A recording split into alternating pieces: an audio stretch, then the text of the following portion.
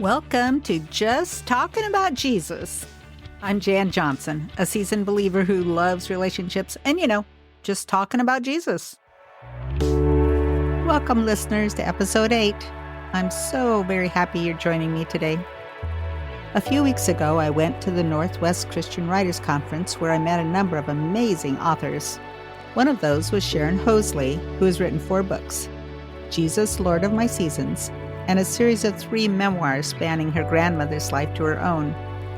She writes and directs children's plays, is a column writer for the Lewiston Tribune, and she speaks to women's groups concerning the important role each person has in influencing others.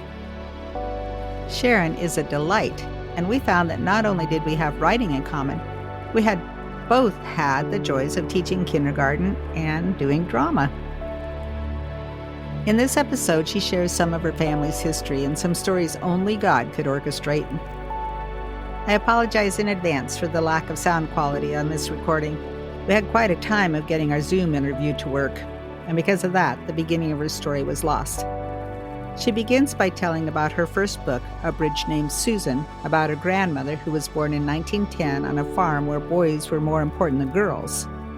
The struggle to win her mama's love drove Susan to work hard and be a good girl, and then one day, she encountered a Godwink. Let's hear her story. I had to carry the water from the pond out to the garden with a big bucket and water each plant singly with a ladle. And it was a hard job. And her mom gave her these hard jobs because she wasn't a boy. And she was resentful that she wasn't a boy and strong and could do things. So she's sitting by the pond, resting a little bit in between carrying buckets. And she reached out her hand to this sound that came from the bushes there, not knowing what it was. And it was a little green frog. And she had always wanted her mom to love her. And she didn't have any pets. She didn't have anything as a young child. And the frog, she just sat very still, and this little frog jumped onto her hand. And she said, "Oh, are you going to be my friend?" Looked at her and croaked. And she said, "Oh, this is what I've always wanted. I've wanted my mom to build a bridge between me. My hand is the bridge between me and this frog." And so every day when she would do the watering, she would go down there and that little frog would come and hop onto her hand. And so that's where the name of the book started. And I called it A Bridge Named Susan because she really created her own bridge to this little friend that she had made. Wow, that's just like, isn't that just like God to provide what she needed? I mean, and who knows what ways he's going to provide for the desires of our heart. Yeah, and she really had a hard death. And she had some extremely hard lessons in her life. She got married at the age of 18 to get out of the home because of her mom. And she married a man that was, he didn't know how to handle life. And so he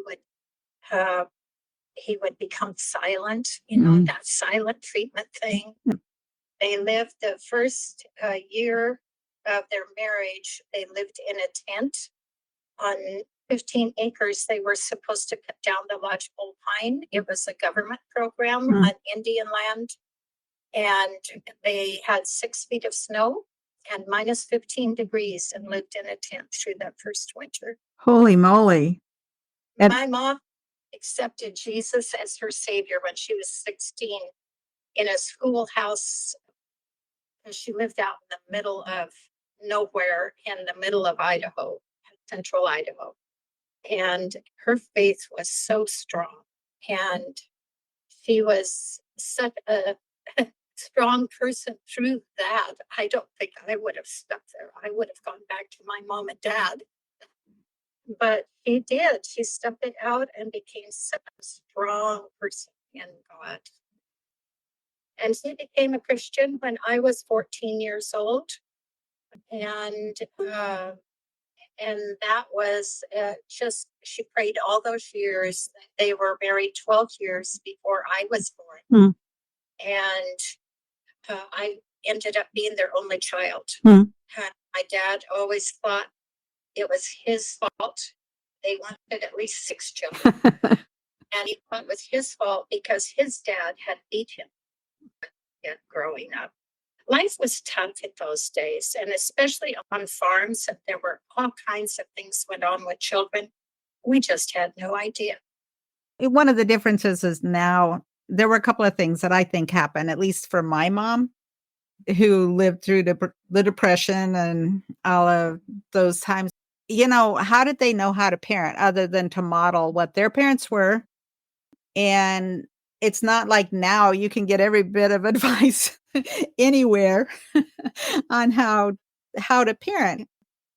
And I think there were some twisted scriptures about how to treat children and how to train them up and, that kind of thing too. So I don't know that you can totally fault them, but still, It was hard, but my mom was pretty wise and she listened to God. And when I was about 2 years old, she went to a neighbor lady that she trusted, had made friends with. And she said to her, "You have 10 kids and they all seem to be so respectful, so kind, such good kids. Can you give me your seed? How do you do that? I want to know how to raise my daughter," which was me. And she said, "Well, Susan, the plan is you love them, be kind to them, respect them, and be courageous and give much and expect much from them. And most of all, respect your children because then they will respect you." That's huge. So how my mom raised me with those things in mind. And of course, she wasn't perfect, but she was a great mom. And my dad loved me greatly when I was a young kid. As I got older, we sort of clashed heads because he still had that old, like you said, the parent attitude of some of the scriptures. Yeah. And did you feel like just because you lived with a great mom that knew the Lord, that you knew the Lord? Was it osmosis or what was your story? When I was 3 years old, my mom said to my dad, "I think our daughter needs to go to Sunday school." By this time, they were living in a larger city. And not the tent. And he said, "Okay, she's your daughter, then you take her." Because he didn't have anything to do with church at that time. And there was a Sunday school bus that ran. And so mom and I got on the Sunday school bus and went to the community church. And then she worked in Vacation Bible School and helped with that. And they had a bus and the Vacation Bible School bus, and we went to church. When I was 5, I got to go to Vacation Bible School. And I was in a little room up in the attic of this church. And now that I think about it, it was such a fire hazard. It was 3 rooms back after you got up the little stairs to the bathroom. And the lady that was my teacher that year was a missionary home on leave from Venezuela. And she told the story of Zacchaeus about being a little person. And I was 5. We were all little people. And at the end, she said, "And you're a little person, but you can meet Jesus. You can meet Jesus too. You can have him live with you. And anybody that wants to have Jesus live with them should just stay after we dismiss class and we'll pray." I did. And boy, did Jesus just blossom inside of me. This was so exciting and so wonderful. And I was the only one in the room with her.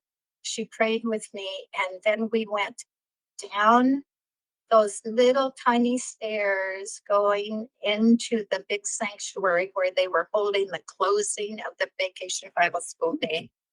And I walked in that door that was right in front of the sanctuary.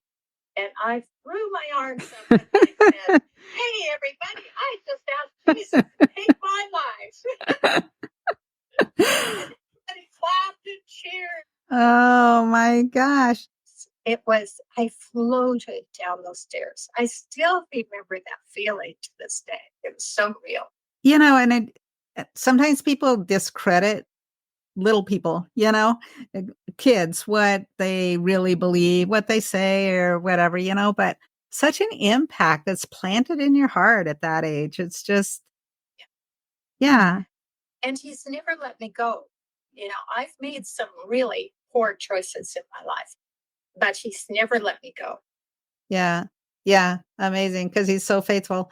Where has been a but God moment in your life? But God. Oh, my goodness. And I think that must be it, because no matter what kind of messes I got myself in, and probably the worst one was the choice of husband that I made after being engaged 4 times. I married the 5th one.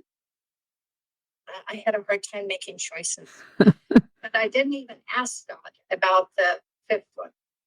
For 21 years, it was really very, very difficult because he was very controlling and demanding, claimed to be a Christian, but he went to a conference where he learned that the man's supposed to be the head of the household. And so I became a Stepford wife. If you remember, I did what he said, and my kids did what he said. Sounds narcissistic. That's the way we live. But God was always there. In writing my 3rd book or 4th book, it was now, I had a journal that I kept all during that 21 years. And it was amazing to go back through it and read how God was still there. I pour out my heart in my journal, but God was still there no matter what. And so often in my journal, I put, "Hang on to me, Jesus. Hang on." What were some of your favorite scriptures?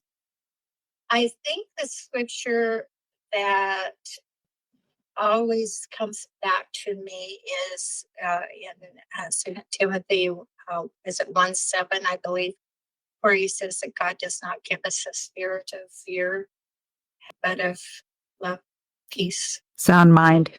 A sound mind. I clung on to that sound mind. You probably had times where you were wondering whether what your husband called you was who you really were, who defined you. Oh, yeah. Yeah. Often in my journal, I would write, "I don't even know who I am, what I am, who I'm supposed to be." It was so confusing during that period of time. Yeah. And was it difficult to try and protect your children? It was, because he tended to take out on my son, especially in anger when he was angry with me. He never hit me, but twice I can remember. But if he was angry with me, he would beat my son. Oh. And so it was sort of blackmail, wasn't it? When I think back about it. Yeah. Oh, that would be so, so hard. So hard. And then how did that affect your relationship with your son and you? My son and I are very close. He has forgiven his dad. He died in the Philippines, married to his 4th wife. And before he died, he was able to talk to him and forgive him. And it was such a release for him. Yeah, because that's what forgiveness does. It's not even totally for the other person. It's for you to release you. I'm really close to both kids. Mm-hmm. They were just here last month, and it was so exciting to have both of them here. I know. Isn't that the best? I rarely have all my kids together. But then I have 10 kids, so trying to get them all together is not. But I love it whenever they're together. Just the laughing and joking around, just I don't know. Telling stories that some I wish I didn't know about, maybe. Right? So you taught kindergarten for a lot of years. Tell me about some of the stories you shared, some interesting things that maybe God did with you during that time. Oh, home-based job was for me to go to the homes for the Clarkston School District and teach the parents how to have their children ready for kindergarten. So these kids were 3 and 4 years old, and I would test them, and they would have a low point.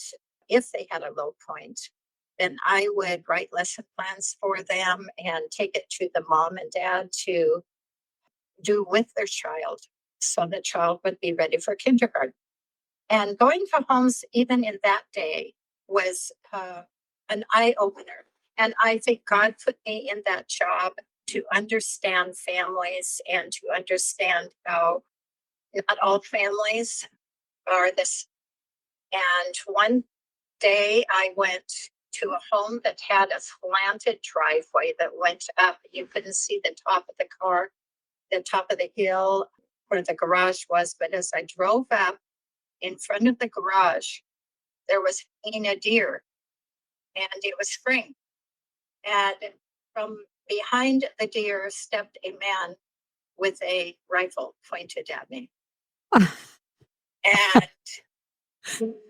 he just kept pointing it. And I thought, what am I going to do? I just kept driving up, and I turned to go over toward the house and stopped. And I expected it to blast any moment. I didn't fear, though. I don't know why.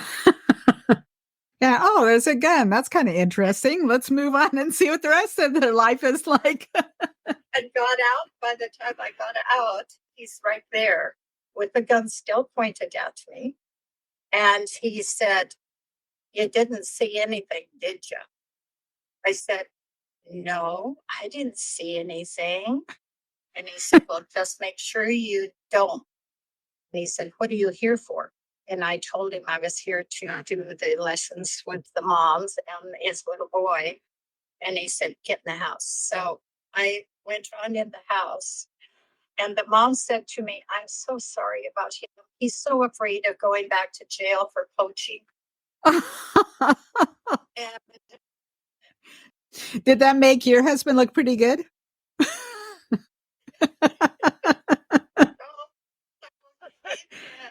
a glass of iced tea, and I'll swear it had whiskey in it too. To myself, yeah, and I won't taste anything either. I didn't see anything, and I didn't taste anything. And I'm not writing much of a report here, so. And another instant that I find really funny now is I went to this home 5 times, and on the 6th time, I knocked on the door. They always called when they had to cancel, and knocked and knocked and knocked. And finally, I heard steps. The door swings open, and there stands a guy absolutely buff naked. And I'm sure I was a little shocked, and I kept my eyes on his face, and I said, "I'm here to have lunch with so-and-so and his mom." And he said, "He's not here." And then he grinned and said, "And we're a little busy."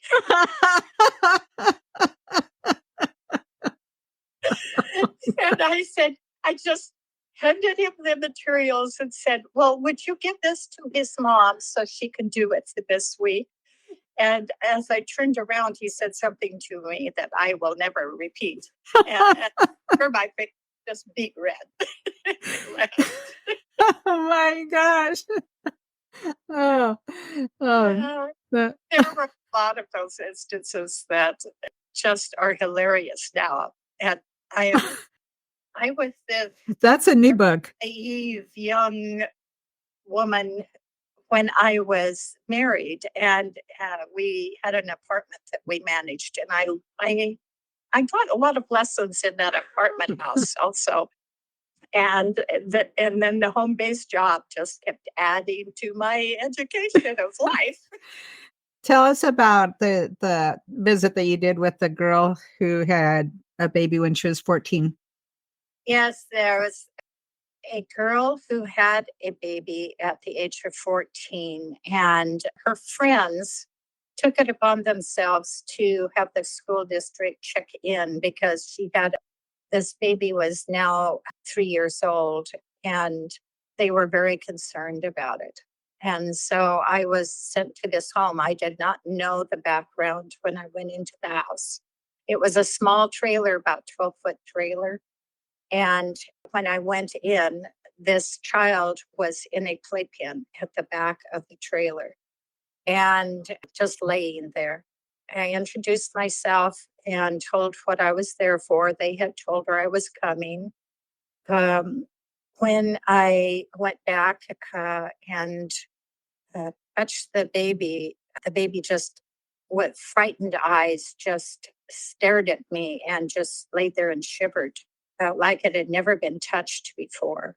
I tried testing. I tried setting up this baby.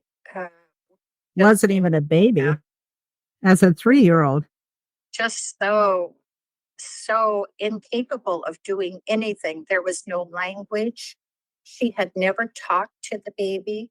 She had fed the baby pen, never held the baby when she fed it. It was just very, very sad. This baby was completely an infant at the age of 3. Wow. And was she in diapers still? Yes, she was in diapers and she had had nothing but formula. Hmm. Was able to get formula from the local welfare place.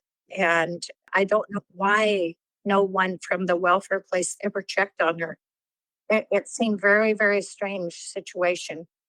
So he was really resentful of the baby and just wanted out. She was just tired of being a mother and tired of having to lean over and feed her in the playpen, and she just wanted out. And I know these friends were hoping to save. So I told her I would possibly have some solutions for her, and she was just all of a sudden she changed from this very depressed looking woman to a woman. She was 17 years old to she had a sparkle in her eye and she said, "Oh, that would be wonderful. I want to be a normal teenager and I'm stuck with this." And so I wrote up the report, took it to my principal, and he read it and said, "Take this to the superintendent." And I did. And the superintendent gave me permission to take it to the social welfare. And they took the child from the home and put it in a foster home. And I didn't hear anything about the mother after that. Hmm. She must not have had any parent support either. She was kicked out of the home at the age of 14 when her mom found out that she was pregnant. Parents support at all. The only support she had were these two friends. But then I later went back into the classroom and was teaching kindergarten at a school and happened to be in that area. And one day on the first week of school, I always had parents, moms or dads, come with their child for 1 hour each day just to get used to the classroom. And so they Yeah. wouldn't have a lot of tears on their first day of school. So there was this group of kids. Usually I had about 8 kids come at a time. I got acquainted with their moms that way. Usually it was their moms. And while the kids were having a little snack, this mom came to me and said, I just want to introduce myself. And she said her name and her last name. And I thought, I've never had contact with a child, but that was, or anybody that had this first name. It said, I just want to say thank you. And I said, thank you for what? Yeah. And she said, thank you for rescuing me from my situation. That you were the girl in the trailer? And he said, yes, I was. And they took me and put me in a foster home. My foster parents gave me all the therapy I needed. They talked to me, they read books to me. I've grown up normally. I I had no speech at that time, and now I can talk normally. And I have a little girl. She's sitting right over there. And I want you to be her teacher because my foster parents told me the story about how you rescued me. Wow. Wow. Isn't that something? How Lots of hugs and lots of tears. They were tears of joy because I had carried around the baggage of that family for forever. just goosebumps to even see how God would use you that way. I mean, when you ask to be used and he puts you in situations that you just can't imagine and what the long-term effects are going to be. And not only did he use me, but he gave me a glimpse of what came about because I allowed him to use me. Yeah. That's sort of my philosophy of life is open doors. God opens doors, I walk through them, but he closes them. Yeah. Yeah. Wow. Wow. That's an incredible story. It is. So we are coming close to our end of our time. Where could people find your books? The books are on Amazon and locally in Lewiston, Clarkston Valley, and Books 2 carries them. They're also, I believe, on Barnes and Noble, and anyone can contact me, and I would be happy to send you books. Okay, well, I'll put a link in there for that. So, all right. Thank you, Sharon. This has really been Thank you. good. I'm sorry we had so much problem. Any last words? I just want people to know that no matter what age you are, that if you just commit everything over to God, and I was divorced at 44. That's been 40 years ago. And no matter what age you are, what stage you are in life, that he can just take your life and change it completely. Mm-hmm. And just, he has a plan, and you just follow that plan, walk through those open doors, and he just blesses your socks off. I just love it. I love it. That is awesome. Yeah. Sharon, that's great. Yeah. Well, friends, I hope this episode blessed you. Here's the description from her book, Jesus, Lord of My Seasons. Who hasn't found themselves in a hard place in life? It's the place where God allows us to grow dependent on Him. Voicing hurts is the first step to God dependency as we admit our weaknesses. Heart cries echo in the silence of pain as we confess, seek, and respond to our Master. In one or more of these scenarios, you'll find yourself, or at least shades of your hard places. There's only one true resolve: Jesus. Her books are available on Amazon, and links for her books and blog are in the show notes. If you're enjoying just talking about Jesus, you may also enjoy one of my favorite podcasts. It's called Compelled, and each week there's an amazing testimony, many of which have brought me to tears just because of how God works in people's lives. Check it out. I put a link in the show notes. I hope this week blesses the socks off of you. Until next time.